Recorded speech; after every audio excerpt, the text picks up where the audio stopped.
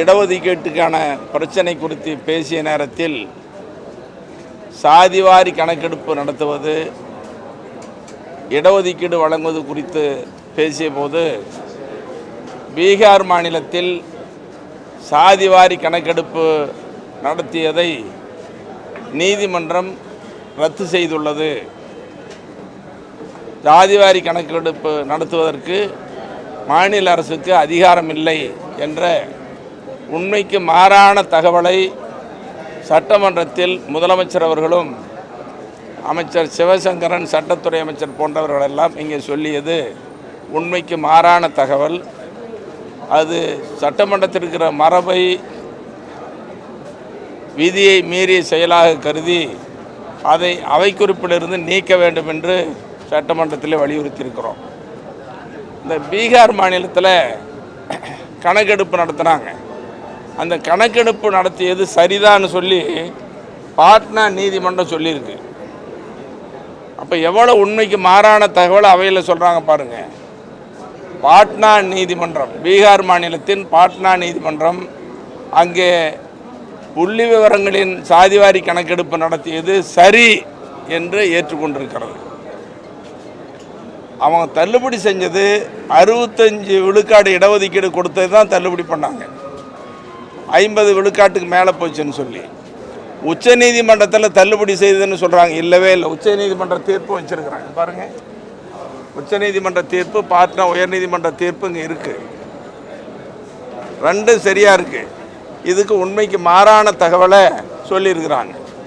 இதை அவை குறிப்பிலிருந்து நீக்க வேண்டும். இது அவை உரிமையை மீறிய செயலாகவே நாங்கள் கருதுகிறோம். அதோட அமைச்சர் சிவசங்கரன், சட்டத்துறை அமைச்சர்லாம் அங்கே பேசினாங்க.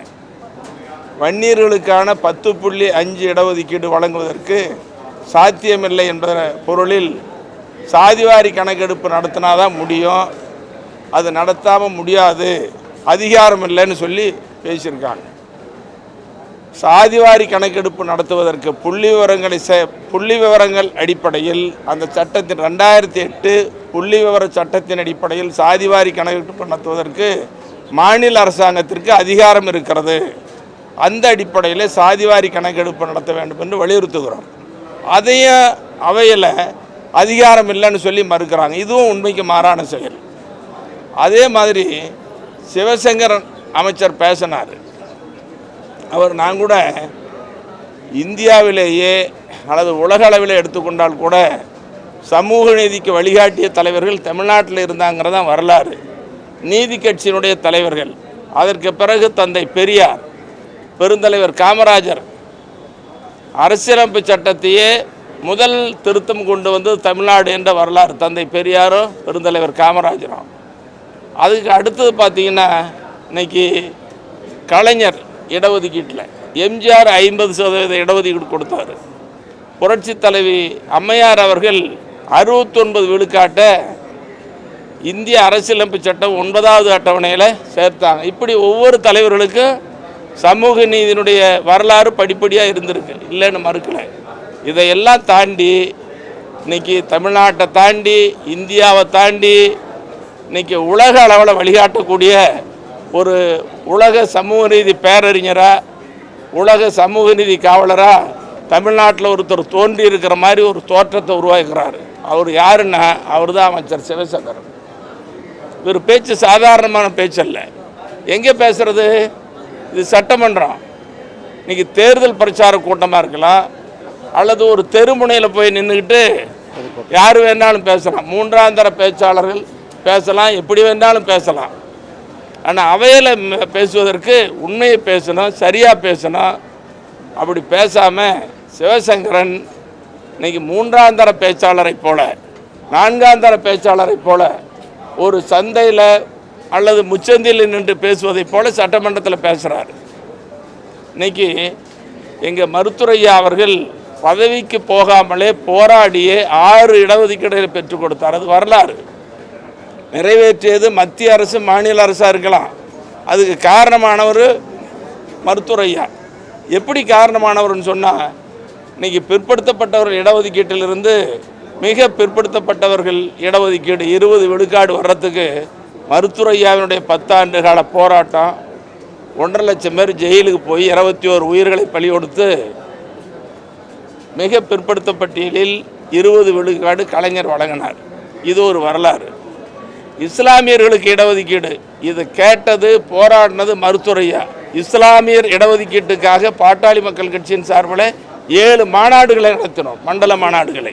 இறுதியில் திருச்சியில் மருத்துவரையா பேசுகிறார். பேசும்பொழுது நான் எழுத சொன்னேன், ஐயா இனிமேல் மாநாடு வேண்டாம், இஸ்லாமியர்களுக்கு இடஒதுக்கீட்டுக்கு போராட்டம்னு சொன்ன உடனே அன்னைக்கு ஐயா பேசினார், இனி முதலமைச்சர் கலைஞர் அவர்களே இஸ்லாமியர் இடஒதுக்கீடு கொடுக்கலன்னு சொன்னால் நானே தலைமையேற்று களமிறங்கி போராடுவேன்னு சொன்னார். அடுத்த நாள் காலையில் 7:30 மணிக்கு கலைஞர் என்கிட்ட பேசுகிறாரு, மணி உங்கள் டாக்டருக்கு உங்களுக்கு வேலை இல்லையா மணி, இஸ்லாமியர்கள் ஏன் இப்படி தூண்டி விட்றீங்கன்னு கேட்டார். இல்லைனா இஸ்லாமியர்கள் அதிகம் படிக்காதவங்களாம் வேலையில் இல்லாத இடஒதுக்கீடு வேணும்னு சொன்ன பின்னாடி வாங்கமணி நேரில் பேசலான்னார். என்னை அழைச்சி பேசினார். அதற்கு பிறகு இஸ்லாமிய தலைவர்கள் அழைச்சி பேசி அதற்கு பிறகு தான் 3.5 விழுக்காடு இடஒதுக்கீடு. இதுக்கு காரணம் மருத்துவரையா. நான் அதிகமாக பேசுகிறேன்னு தயவுசெய்து தப்பாக நினைக்காதீங்க, உண்மையை சொல்லுங்கிறதுக்காக இன்றைக்கி சொல்கிறது வெளிப்படையாக. அருந்ததியர் இடஒதுக்கீடு, அடித்தட்டில் வாழக்கூடிய மக்கள் அவங்களுக்கு இடஒதுக்கீடு மாநாடு நடத்தணும். உயர்நீதிமன்றத்தில் பாமக வழக்கு போட்டோம், நடக்கலை. மருத்துவரையாவும் பேசி பார்த்தார், நானும் பேசி பார்த்தோம். அருந்ததியரில் 3 சமுதாய சங்கங்கள், ஜாதி சங்கங்கள் அவங்கெல்லாம் அழைச்சி பணிக்கிற ஓட்டில் நான் பேசிக்கிட்டு இருந்தேன். அப்போ கலைஞர் உடனே ஃபோன் பண்ணி நேரில் வாங்க நான் போனேன். ஏமணி இந்த அருந்ததியர்களை இப்படிலாம் தூண்டி விட்றீங்க? தூண்டி விடல, அவங்களுக்கு இடஒதுக்கீடு வேணும்னு சொன்ன உடனே நாளைக்கு அருந்ததியர்கள்லாம் கூட்டிகிட்டு வாங்க அந்த தலைவர்கள்னு சொல்லி கோட்டையில் இதே தலைமைச் செயலகத்தில் என்னை வச்சு பேசினார். எவ்வளோ கொடுக்கலான்னு நீங்களே முடிவு பண்ணுன்னு சொன்னோம். அப்புறம் 3 விழுக்காடுன்னு அறிவித்தார். மருத்துவரையா சொன்னார்னு சொன்னேன். இப்படி மருத்துவரையாவும் பாட்டாளி மக்கள் கட்சியும் அருந்ததியர் இடஒதுக்கீட்டுக்கு காரணம். இப்படி இது தமிழ்நாட்டில் இன்றைக்கி 10.5 விழுக்காடு இடஒதுக்கீடு, இது மருத்துவரையா பாட்டாளி மக்கள் கட்சி. தமிழ்நாட்டில் 4 இடஒதுக்கீடுகளை பெறுவதற்கு காரணமாக இருந்தவர் மருத்துவரையா. அதே மாதிரி மத்திய அரசில் பார்த்தீங்கன்னா இன்றைக்கி நேற்றுக்கு தான் விபி சிங் பிறந்தநாள், அவரை போற்றுவோம். விபி சிங் மத்திய அரசின் வேலைவாய்ப்பில் இதர பிற்படுத்தப்பட்ட வகுப்பினர் ஓபிசிக்கு 20 விழுக்காடு இடஒதுக்கீடு கொடுத்தார். ஆனால் படிப்பதற்கு இடஒதுக்கீடு இல்லை. அதை மத்திய அரசில் பாமக இடம்பெற்றிருந்த நேரத்தில் கூட்டணி கட்சி தலைவர்கள் கூட்டம், யூபிஏ கூட்டம், அந்த கூட்டத்தில் மருத்துவரையா கலந்துக்கிட்டு வேலைக்கு போகிறதுக்கு விபி சிங் கொடுத்தாரு, படிக்கிறதுக்கு இடஒதுக்கீட்டு இல்லையே, மத்திய அரசு கல்வியில் வற்புறுத்தி சண்டை போட்டு அன்னைக்கு இருந்த அம்மையார் சோனியா காந்தி உள்ளிட்ட தலைவர்கள் அதில் கலந்துக்கிட்டவர் நம்ம டிஆர் பாலு, நம்ம தயாநிதி மாறன், இவங்களுக்கு தெரியும், சிதம்பரத்துக்கு தெரியும். அப்படி மருத்துவரையாவினுடைய கோரிக்கை ஏற்று அந்த கூட்டணி கட்சி தலைவர்கள் கூட்டத்தில் தீர்மானம் போட்டு நாடாளுமன்றத்தில் சட்டமாக்கி இன்றைக்கி மத்திய அரசு கல்வி நிறுவனங்களில் 27 விழுக்காடு பெற்றதுன்னு சொன்னால் மருத்துவரையா காரணம். அதே மாதிரி இன்னொரு உண்மை உங்களுக்கு தெரியாது, பட்டியலின மக்கள் எஸ்சி மக்களுக்கும் மலைவாழ் மக்களுக்கும் மருத்துவ பட்ட மேற்படிப்பில் இடஒதுக்கீடே இல்லை. அந்த இடஒதுக்கீடு வேணும்னு நீண்ட காலமாக போராடிக்கிட்டு இருந்தாங்க. மருத்துவர் அன்புமணி அவர்கள் மத்திய அமைச்சராக இருந்த நேரத்தில் தான் அந்த சட்டத்தையே கொண்டு வந்து அவர் மருத்துவ பட்ட மேற்படிப்பில் பட்டியலின மக்கள் எஸ்சி மக்களுக்கும் பழங்குடியின மக்களுக்கும் எஸ்டி மக்களுக்கும் இடஒதுக்கீடு 15/7 22 விழுக்காடு இடஒதுக்கீடு வழங்கியது மருத்துவர் அன்புமணி பாட்டாளி மக்கள் கட்சி. அதை ஏற்றுக்கொண்டு பூட்டா சிங் வந்து பாராட்டு விழாவை நடத்தினார். அன்னைக்கு எஸ்சி எஸ்டி ஆணையத்தினுடைய தலைவர் பூட்டா சிங். இதெல்லாம் குறிப்பிடுவதற்கு காரணம், பதவிக்கு போகாமலே பாட்டாளி மக்கள் கட்சியை நடத்தி கொண்டு போராட்டத்தின் வாயிலாக பல மாநாடுகளின் வாயிலாக இடஒதுக்கீடு பெற்றுக் கொடுத்த மருத்துவரையா அவர்களை பார்த்து இன்றைக்கி அமைச்சர் சிவசங்கரன் கொச்சைப்படுத்துகிறார். வாய் புளித்ததோ மாங்காய் புளித்ததோங்கிற மாதிரி. அது எப்படி இருக்குதுன்னு சொன்னால், மிக உயர்ந்த மலை, இமயமலை, எவரெஸ்ட் சிகரம், அதுக்கு அடியில் போய் நின்றுட்டு பேசுகிற மாதிரி. ஒரு இமயமலையினுடைய அடிவாரத்தில் போய் நின்றுட்டு நான் என்ன சொல்கிறேன்னு உங்களுக்கு புரிய நினைக்கிறேன்.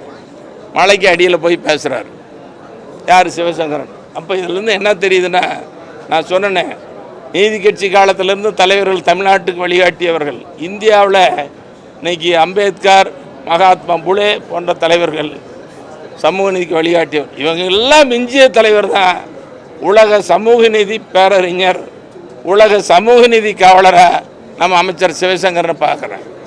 அவர் சொல்லியிருக்காரு, வன்னியர்களுக்கு 10.5க்கு மேலே இடஒதுக்கீடு வழங்கப்பட்டிருக்கிறது அப்படின்னு சொல்கிறாரு. நாங்கள் இல்லவே இல்லைன்னு சொல்கிறேன். சிவசங்கரனுக்கு அமைச்சருக்கு சொல்கிறேன், முதலமைச்சருக்கு சொல்கிறேன், தமிழக அரசுக்கும் சொல்கிறேன். 10.5 விழுக்காடு இடஒதுக்கீட்டுக்கு மேலே 10.5க்கு மேலே இடஒதுக்கீடு குரூப் 1 பார்த்தீங்கன்னா நீங்கள் நிறைய பதவி டிஎஸ்பி, டெப்டி கலெக்டர் உள்ளிட்ட ஏராளமான பதவிகள் இருக்குது, நிறைய இருக்குன்னு நான் சொல்கிறேன். அதுதான் நாளைக்கு ஐஏஎஸ் ஐபிஎஸ்க்கு வர்றாங்க. அப்படி குரூப் 1 பதவி, இந்த உயர்ந்த பதவிகள், முக்கியமான பதவிகளில் 10.5க்கு மேலே வன்னியர்களுக்கு இடஒதுக்கீடு கிடைச்சிருந்தா இந்த ஜி.கே. மணி சட்டமன்ற உறுப்பினர் பதவியை இன்றே ராஜினாமா செய்கிறேன் நிரூபித்தார்.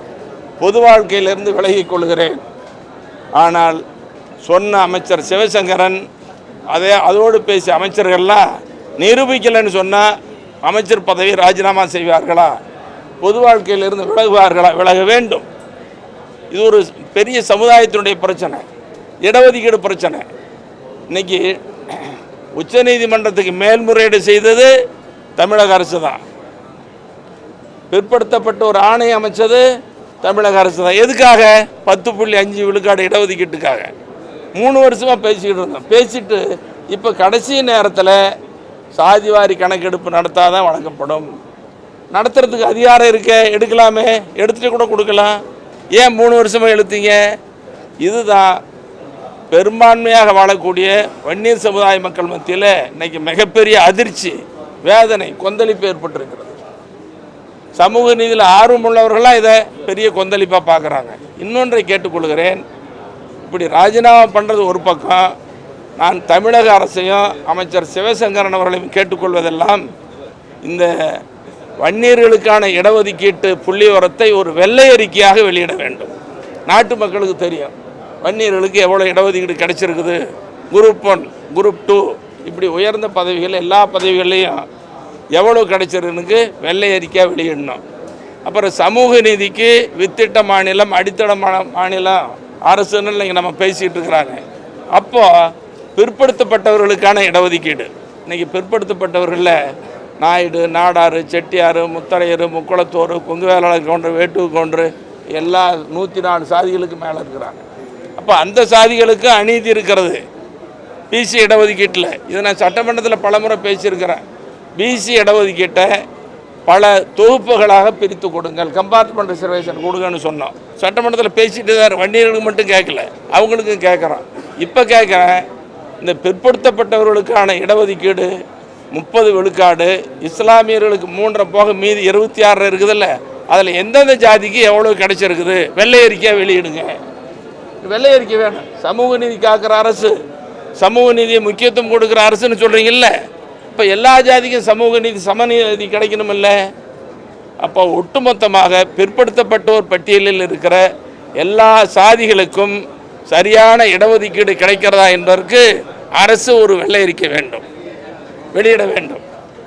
அதே மாதிரி எஸ்சிக்கு 18 விழுக்காடு இருக்குது, அந்த இடஒதுக்கீட்டில் எவ்வளோ கிடைக்குதுன்னு ஒரு வெள்ளை அறிக்கை வேணும். இப்போ இந்த வெள்ளை அறிக்கையெல்லாம் கொடுத்தா தான் தமிழ்நாட்டில் சமூக நீதி, இடஒதுக்கீடு சரியாக பின்பற்றப்படுகிறது என்பது பொருளாகும். ஆகவே தமிழக அரசை நான் வலியுறுத்தி கேட்டுக்கொள்வது, வன்னியர்களுக்கான இடஒதுக்கீடு குறித்த ஒரு வெள்ளை அறிக்கை எம்பிசியில். எம்பிசி 20 விழுக்காட்டில் வன்னியர்களுக்கு முக்கிய பதவிகள் குரூப் 1, குரூப் 2 எவ்வளோ கிடைச்சிருக்குது, இது ஒரு வெள்ளை அறிக்கை. அதே போல் பிற்படுத்தப்பட்டோர் பட்டியல் பிசியில் இருக்கிற எல்லா சாதிகளுக்கும் எந்தெந்த அளவுக்கு கிடைச்சிருக்குதுன்னு ஒரு வெள்ளை அறிக்கை. எஸ்சி மக்கள் மத்தியில் இருக்கிற 18 விழுக்காட்டில் எவ்வளோ கிடைச்சிருக்குதுன்னு ஒரு வெள்ளை அறிக்கை. ஆக சமூக நீதி குறித்த வெள்ளை அறிக்கையை தமிழக அரசு உடனடியாக வெளியிட வேண்டும் என்று இன்று வற்புறுத்தி கேட்டுக்கொள்கிறேன். இதையெல்லாம் கண்டித்து தான் வெளிநடப்பண்ண பேசணும். இது பேசுகிறதுக்கு அனுமதி இல்லைன்னு சொல்லிட்டாரு. நாங்கள் கத்திக்கிட்டே இருந்தோம். நான் சொல்லியிருக்கிறேன், வேண்டும் வேண்டும் வெள்ளை அறிக்கை வேண்டும். மிக பிற்படுத்தப்பட்டவர் பட்டியலுக்கான இடஒதுக்கீட்டுக்கு வெள்ளை அறிக்கை வேண்டும். பிசி பட்டியலில் இடம்பெற்றுள்ள எல்லா சாதிகளுக்கும் எவ்வளோ கிடைக்குது, பிசிக்கான வெள்ளை அறிக்கை வேண்டும். எஸ்சி பட்டியலுக்கான வெள்ளை அறிக்கை வேண்டும். சமூக நீதிக்கு ஒட்டுமொத்தமாக வெள்ளை அறிக்கை வேண்டும்.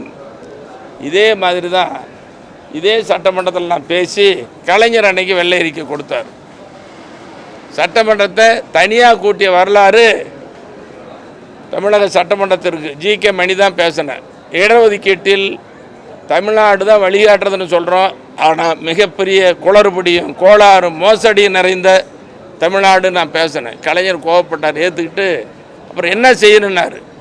இடஒதுக்கீடு பற்றி சமூக நீதி பற்றி விவாதிப்பதற்கு தனியாக சட்டமன்றத்தை கூட்டுங்கன்னு சொன்னான். நான் தான் சொன்னேன். அன்றைக்கி கலைஞர் தனியாக சட்டமன்றத்தை கூட்டினார். பெரிய விவாதம் நடந்தது. இப்போ வெள்ளை அறிக்கை கேட்டால் வெள்ளை அறிக்கை கொடுத்தார். அதில் மிக பிற்படுத்தப்பட்டவர்கள் பட்டியலில் 55,000 பேருக்கு கிடைக்கல. அது பேக்லாக் வேக்கன்சி, பின்னடைவு காலி பணியை நிரப்புங்கன்னு சொன்னோம். அதுமாதிரி எஸ்சி மக்களுக்கு நிறைய கிடைக்கலங்கிறது அன்றைக்கி பின்னடைவு காலி பணியிடங்கள் நிரப்பணும்னு சொல்லிக்கிட்டு வெள்ளை அறிக்கை முதலமைச்சர் கலைஞர் கொடுத்தார் அன்றைக்கி. அப்போ வெள்ளை அறிக்கையை கொடுங்க, அதை தான் இப்போ கேட்குறோம். இன்றைக்கி தனியாக சட்டமன்றத்தை கூட்டி விவாதித்தோம். நீங்கள் சட்டமன்றத்தை கூட்டி விவாதிக்க மாட்டீங்க. ஆனால் வெள்ளை அறிக்கையாக கொடுங்க.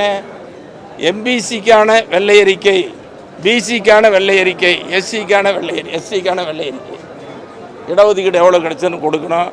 இதுதான் பேசணும். அனுமதியில் மறுத்துட்டாங்க. வெளிநடப்பு செய்திருக்கிறோம். இந்த சமூக நீதி இங்கே இல்லை, அநீதி தான். சமூக அநீதியை போக்குவதற்காக தான் இந்த வெள்ளை அறிக்கை கேட்கணும். சார், நீங்கள் கேட்குற எல்லா சாதிகளுக்குமாக அதை கேட்குறோம். எந்த காலகட்டத்துக்கு கேட்குறீங்க? உடனே கொடுக்கணும். எந்த காலகட்டத்துக்கு? அதாவது நீங்கள் ஒரு 10 ஆண்டுகள் எடுத்துக்காங்க, போதுமானது. இந்த 10 ஆண்டுகளுக்குள் ஒவ்வொரு சமுதாயத்திற்கும், இப்போ பிசின்னா பிசியில் நாடார் இருக்கிறாங்க, நாயுடு இருக்கிறாங்க, முதலியார் இருக்கிறாங்க, செட்டியார் இருக்கிறாங்க, தேவர் இருக்கிறாங்க, முத்தரையர் இருக்கிறாங்க, இப்படி நிறைய சாதிகள் இருக்குது. பிசியில் அப்போ எல்லா ஜாதிக்கும் போய் சேரணுமில்ல. எவ்வளோ சேர்ந்துருக்குதுன்னு யாருக்கு தெரியும்? யாருக்கும் தெரியறதில்ல. கண்மூடித்தனமாக இருக்கிறோம். எல்லாருக்கும் போய் சேரணுமே. எம்பிசியில் இன்றைக்கி 107, 108 ஜாதி, 115 ஜாதி, எவ்வளோக்கு யார் யாருக்கு கிடைச்சிருக்குது தெரியட்டு வெளியில். அதுதானே சமூக நீதி. எல்லாருக்கும் தெரியணும்னே. எஸ்சி பட்டியல் அதே மாதிரி எஸ்சி பட்டியல் எடுங்க. யாருக்கு கிடைச்சிருக்குது கிடைக்கலன்னு உண்மை தெரியும். அமைச்சர் சிவசங்கரனுடைய பேச்சின் மூலமாக அரசு வெள்ளை அறிக்கை வெளியிட வேண்டும். அப்படி 10.5 விழுக்காட்டுக்கு மேலே வன்னியர்களுக்கு கிடைச்சிருக்குதுன்னு சொன்னால் முக்கிய பதவிகளில் நான் சட்டமன்ற உறுப்பினர் பதவியை ராஜினாமா செய்கிறேன், அரசியலிருந்து ஒதுங்குகிறேன். அமைச்சர் சிவசங்கரன் ஒதுங்குவாரா? ஒதுங்க வேண்டும். நிரூபிக்கலைன்னா எங்களையும் எதுவுமே பேச இல்லை. அதாவது சும்மா இப்போ கடைசியில் பேசும் பொழுது 1 நிமிஷத்தில் பேசணும்னு சொல்கிறார் சபாநாயகர். இது எப்படி 1 நிமிஷத்தில் சொல்ல முடியும்? நிறைய பிரச்சனைகள் பேசுனாலும் கூட இது எவ்வளோ முக்கியத்துவம் வாய்ந்த பிரச்சனைன்னு நினச்சி பாருங்கள். என்ன சொல்கிறாங்கன்னா, சமூக நீதினு சொன்னாவே ஜாதி பிரச்சனைன்னு சொல்கிறாங்க. ஜாதியின் பெயரால் தான் இடஒதுக்கீடு. படிக்கிறதுக்கும் வேலைக்கு போகிறதுக்கும் ஜாதியின் பெயரால் இடஒதுக்கீடு. அப்போ ஜாதி பேசாமல் வேறு எதை பேசுகிறது? அதுக்கு இடம் வேணுமா வேண்டாமா?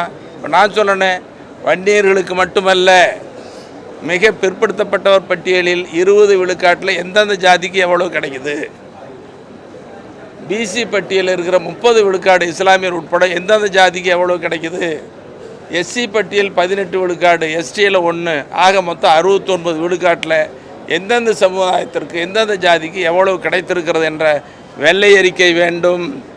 இதுதான் இன்றைக்கி எல்லா ஜாதி மக்களும் எதிர்பார்க்குறது. இது கிடைச்சதுனாவே அந்தந்த மக்களுக்கு சந்தோஷப்படுறவங்களும் உண்டு, ஆத்திரப்படுறவங்களும் உண்டு, கொந்தளிக்கிறவங்களும் ஏற்படும். அதுதான் சமூக நீதி சரியாக பண்ணுங்கன்னு பாமக வலியுறுத்துகிறோம். அதை கண்டித்து தான் வெளிநடப்பு பண்ணியிருக்கிறோம். சார், இப்போ மத்திய அரசு ஜாதிவாரி கணக்கெடுப்பு எடுக்கணும்னு தனி தீர்மானம் நிறைவேற்றிருக்காங்க. அதில் உங்களுக்கு ஆமாம், இப்போ நல்ல கேள்வி கேட்டார். மத்திய அரசு சாதிவாரி கணக்கெடுப்பு நடத்தலாம், அதுக்கு பிறகு இடஒதுக்கீடுன்னு சொல்கிறாங்க. 1931 ஆங்கிலேயர் காலத்தில் சாதிவாரி கணக்கெடுப்பு நடத்தப்பட்டது. அதற்கு பிறகு மத்தியில் எந்த கட்சி ஆட்சிக்கு வந்தாலும் கூட இன்னைக்கு வரைக்கும் சாதிவாரி கணக்கெடுப்பு நடத்தப்படவில்லை. சாதிவாரி கணக்கெடுப்பு மத்திய அரசு நடத்தாது. மாநில அரசுக்கு அதிகாரம் இருக்கிறது. நீங்கள் பண்ணுங்கள். கையில் வெண்ணெயை வச்சுட்டு நெய்க்கு எதுக்கு அலையணும்? கையில் வெண்ணெயை வச்சு நெய்க்கு அலைய வேண்டியது இல்லையே. இங்கே மாநில அரசுக்கு அதிகாரம் இருக்கிற நேரத்தில் ஏன் மத்திய அரசு வலியுறுத்தணும்? கைப்புண்ணுக்கு கண்ணாடி எதுக்கு? நமக்கு இருக்கிறத தெரியுதா உண்மை நிலைமை?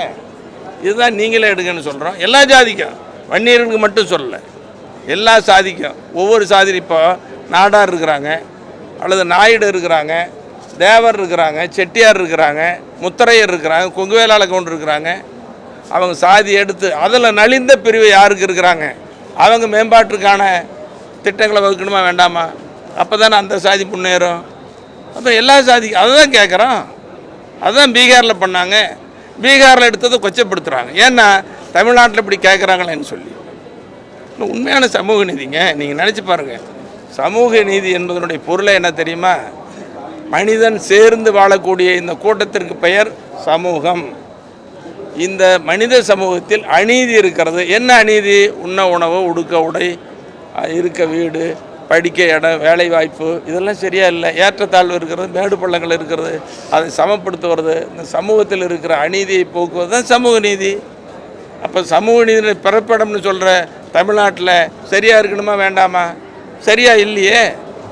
இதுதான் கலைஞர் காலத்துலேயும் சொன்னேன்.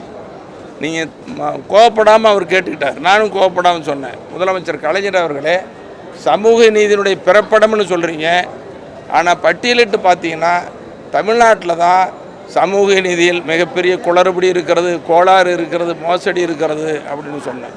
எப்படி சொல்கிறீங்கன்னாரு. பக்கத்தில் இருக்கிற கேரளா மாநிலத்தில் பாருங்கள், இன்றைக்கி அங்கே இருக்கக்கூடிய சமுதாயங்கள்லாம் பிரிச்சிருக்கிறாங்க.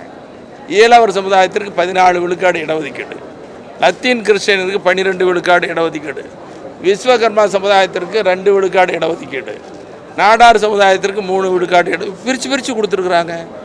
கேரளாவில் சாதியே இல்லைங்களும் அவங்க பிரித்து கொடுக்குறாங்க. ஆந்திராவில் அப்படி இருக்குது, மற்ற மாநிலங்கள் அப்படி இருக்குது. அப்போ அது சமூக நீதி பிறப்பிடமாக இருக்கிற தமிழ்நாட்டில் ஏன் அப்படி இருக்கக்கூடாது? ஏன் பிசி இடஒதுக்கீட்டை 26% முஸ்லீம் சேர்த்து 30 வச்சுருக்கிறீங்க? பல தொகுப்பாக பிரிங்க, எல்லா ஜாதிக்கும் பரவலாக போய் சேரும். இதை தான் கேட்குறோம் நாங்கள். பன்னீருக்கும் கொடுங்க, எல்லா சமுதாயத்திற்கும் கொடுங்க. இதில் என்ன தப்பு இருக்குது? புள்ளிவரத்தை வெளியிடுங்க, வெள்ளை அறிக்கையாக வெளியிடுங்க. இப்போ மத்திய அரசு எடுக்க சொல்கிற ஜாதிவாரி கணக்கெடுப்பும் தமிழக அரசுக்கு எடுக்க சொல்கிறதுக்கு எதுவும் வித்தியாசம் எதுவும் வராதுன்னு நினைக்கிறீங்க? அதாவது மத்திய அரசு வெள்ளைக்கார காலத்தில் 1931க்கு பிறகு இன்னைக்கு வரைக்கும் எடுக்கவே இல்லை. போய் வலியுறுத்துறதுல அவசியமே இல்லை. மாநில அரசுக்கு அதிகாரம் இருக்கிறது. நீங்கள் தான் சமூக நீதியில் அக்கறையுள்ள மாநிலம் அப்படின்னு அரசுன்னு சொல்ல நேரத்தில் நீங்கள் எடுங்க. ஏன் எடுக்க தயங்குறீங்க, தட்டி கழிக்கிறீங்க? இது சொல்கிறதுனா உங்களுக்கு தெரியும். வன்னியர் 10.5 இடஒதுக்கீடு அதிமுக ஆட்சி போன ஆட்சியில் கொடுத்தது. ஆட்சி மாறிச்சு. இதுக்கு பிறகு திமுக ஆட்சியில் கொடுக்குறேன்னு தானே சொன்னாங்க. உங்களுக்குலாம் தெரியும் தானே எத்தனை கூட்டங்கள் நடத்தப்பட்டது, எத்தனை முறை முதலமைச்சரை பார்த்தோம். மருத்துவரையை பார்த்தினாரு, அன்புமணி பார்த்தாரு, நான் பார்த்தேன், எங்கள் குழு பார்த்தேன். அதிக தேர்வு அப்போது மதுரை நீதிமன்றம் தள்ளுபடி பண்ணிச்சு. அது எடுத்தாங்க தான் தள்ளுபடி பண்ணிச்சு. உச்ச நீதிமன்றத்துக்கு மேல்முறையீடு செய்தது யார்? மாநில அரசாங்கம் தானே. மேல்முறையீடு செஞ்சு நல்ல தீர்ப்பு வாங்கினாங்க. என்ன சொல்லிச்சு? மதுரை நீதிமன்றம் சொன்ன 7 தீர்ப்பை 6 தள்ளுபடி பண்ணிவிட்டு புள்ளி விவரங்கள் தரவுகள் அடிப்படையில் வன்னியர்களுக்கு வழங்கலான்னு நம்ம உச்சநீதிமன்றம் சொல்லிச்சு. அதை பண்ணுறதுக்காக தான் பிற்படுத்தப்பட்டோர் நல ஆணையம் தமிழக அரசு அமைத்தது. அது 3 மாதம் தான். இன்றைக்கி 1 வருஷத்துக்கு மேலே ஆயிடுச்சு. அறிக்கை வாங்கவே இல்லையே.